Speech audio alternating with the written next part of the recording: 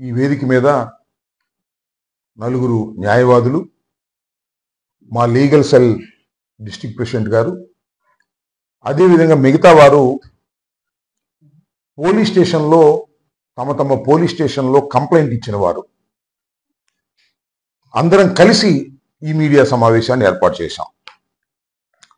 నేను స్వయంగా సోషల్ మీడియాకు సంబంధించి నేను స్వయంగా వెళ్ళి పట్టాపురం పోలీస్ స్టేషన్, అంటే నా ఇల్లు పట్టాపురం పోలీస్ స్టేషన్లో ఉంటుంది కాబట్టి పట్టాపురం పోలీస్ స్టేషన్కు సంబంధించి నేను 4 కంప్లైంట్లు ఇవ్వటం జరిగింది.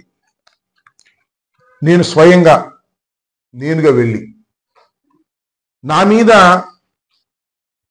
సోషల్ మీడియాలో పెట్టిన పోస్టుల గురించి, అదేవిధంగా మా నాయకుడైనటువంటి మాజీ ముఖ్యమంత్రి జగన్మోహన్ రెడ్డి గారి మీద పెట్టినటువంటి పోస్టుల గురించి. ఎవరు పెట్టారంటే నారా లోకేష్ గారు వ్యంగ్యంగా మా మనోభావాలు, జగన్మోహన్ రెడ్డి గారి మనోభావాలు, జగన్మోహన్ రెడ్డి గారి అభిమానుల మనోభావాలు దెబ్బతినే విధంగా నారా లోకేష్ గారు పెట్టినటువంటి పోస్ట్ ఇది. దీన్ని కూడా జత చేయటం జరిగింది.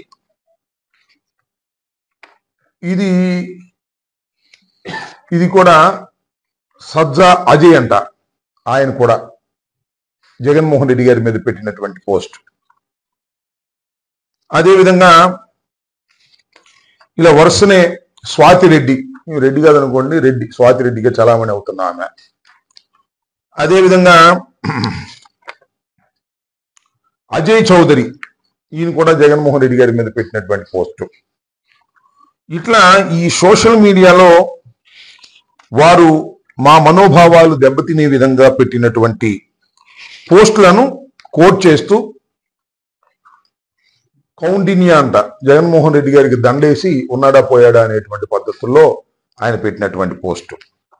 ఈ విధంగా మా నాయకుడి మీద, ఈ విధంగా అదేవిధంగా జగన్మోహన్ రెడ్డి గారి సతీమణి గారి మీద పెట్టినటువంటి పోస్టు. వీటన్నిటి మీద తగు చర్యలు తీసుకోవాల్సిందిగా నేను 19వ తారీఖున కంప్లైంట్ ఇవ్వటం జరిగింది.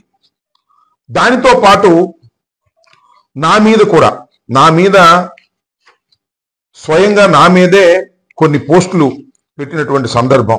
ఇదిగో ఎవరో కృష్ణసాగర్ అంట, మా అమ్మాయి మీద అసభ్యకరంగా పెట్టినటువంటి పోస్టు అది. రెండోది, ఇంకా ఇప్పుడు డిప్యూటీ స్పీకర్గా పనిచేస్తున్నటువంటి వారు అయ్యన్న పాత్రుడు గారు, వారు నా కుటుంబ సభ్యుల మీద, నా మీద